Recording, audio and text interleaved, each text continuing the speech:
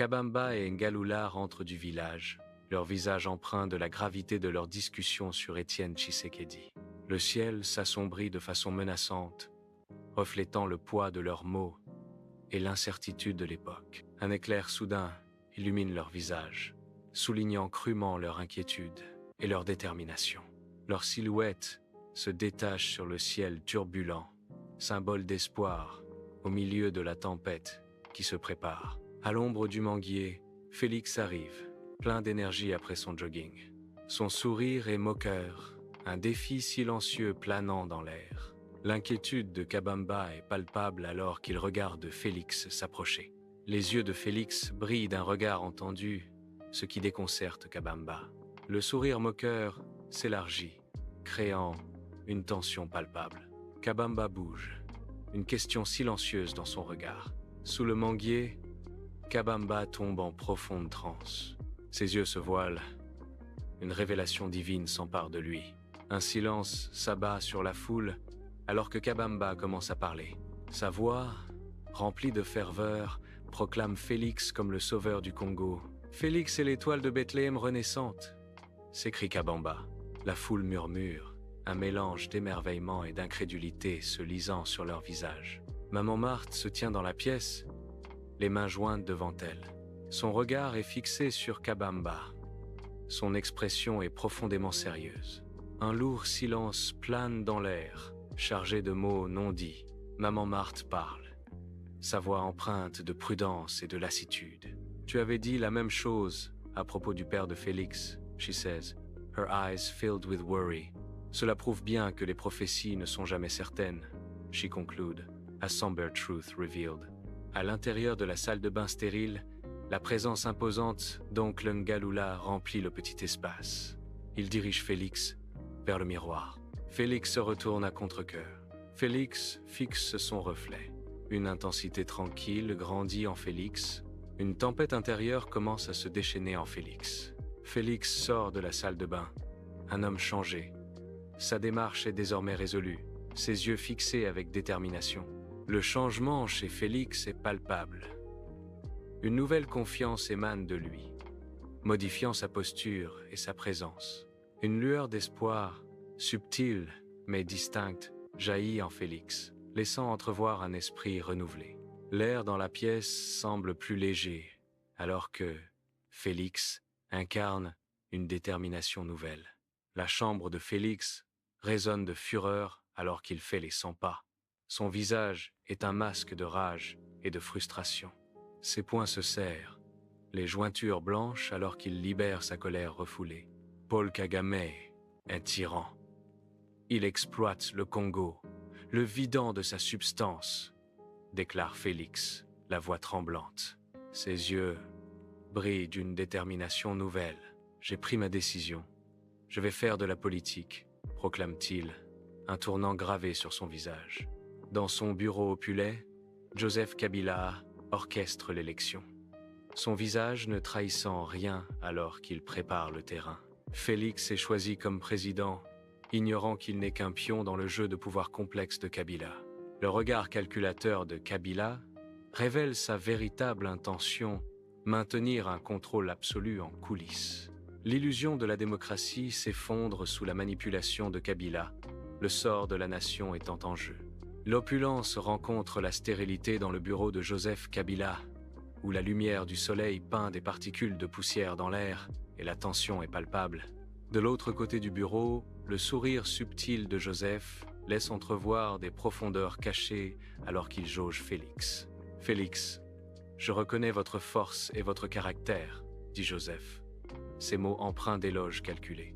Ignorant du jeu de pouvoir en cours, Félix écoute attentivement, le soleil projetant de longues ombres dans la pièce.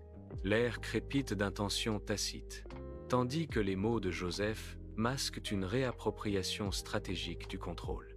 À Kinshasa, journalistes et politiciens se rassemblent, leurs visages empreints d'inquiétude alors qu'ils décortiquent la crise en cours. L'air crépite de tension, chaque mot prononcé portant le poids du destin de la nation. Une déclaration brutale tranche les murmures de la discussion. Joseph tient Félix par la gorge. La peur et l'incertitude se propage dans la foule, la gravité des actions de Joseph pèse lourdement dans l'air. À l'intérieur de la maison de Félix, Denise Nyakeru observe, témoin silencieuse de sa lente destruction. Chaque mot est un coup, déchirant l'esprit de Félix, une décomposition visible s'installant. La nuit enveloppe la scène, reflétant l'obscurité envahissante qui consume Félix. Les yeux de Denise reflètent un mélange de tristesse et d'impuissance dans la pièce faiblement éclairée. Le poids des mots non dits pèse lourdement, amplifiant la souffrance silencieuse de Félix. Un sentiment de perte palpable imprègne l'air, tandis que Félix continue de se défaire. Dans son bureau, Félix contemple l'échiquier du pouvoir. Une acceptation calculée apparaît, une alliance contre nature avec la FCC forgée. Non pas une défiance, mais une réécriture stratégique des règles elles-mêmes. Le jeu change et Félix est prêt à jouer une nouvelle main. La lumière du soleil inonde la grande salle du Parlement, enflammant de vifs débats politiques entre les opposants. L'air crépite d'admiration et de tension tandis que les voix montent et descendent dans la chambre résonnante. Mais une ombre de désapprobation commence à assombrir la scène vibrante, se concentrant sur Félix. Des murmures tourbillonnent autour de lui, invisibles mais palpables, suggérant un mécontentement croissant. Félix est traité comme inconscient. Dans le bureau de Félix, l'air crépite d'une tension tacite. Malgré les menaces imminentes, Félix soutient le regard de Joseph avec une détermination inébranlable. Les yeux de Félix reflètent une froide détermination, impassible face aux dangers qui l'entourent. Le bureau, un champ de bataille des volontés, est centré sur la position défiante de Félix contre Joseph. Un défi silencieux plane dans l'air, tandis que Félix soutient le regard de Joseph, inflexible et résolu. À l'intérieur du grand Parlement, un changement sismique commence. Félix orchestre un renversement stupéfiant de la majorité parlementaire. Un coup de maître se déroule, prenant tout le monde au dépourvu. Des murmures d'incrédulité se propagent dans la chambre. L'équilibre des pouvoirs est en suspens. Le pari de Félix remodèle le paysage politique. Dans son bureau, la fureur de Joseph Kabila remplit la pièce.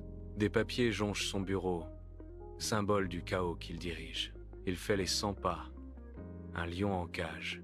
Son visage, un masque de rage, à peine contenu. « J'ai l'intention de rendre visite à Félix », déclare Joseph Kabila, une tempête dans les yeux.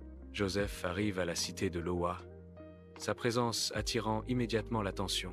Son personnel se fige visiblement, leurs mouvements s'arrêtant alors qu'ils reconnaissent son arrivée.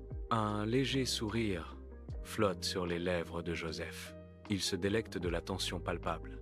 L'air crépite d'anticipation alors qu'il observe la scène. Joseph savoure l'effet dramatique de son entrée.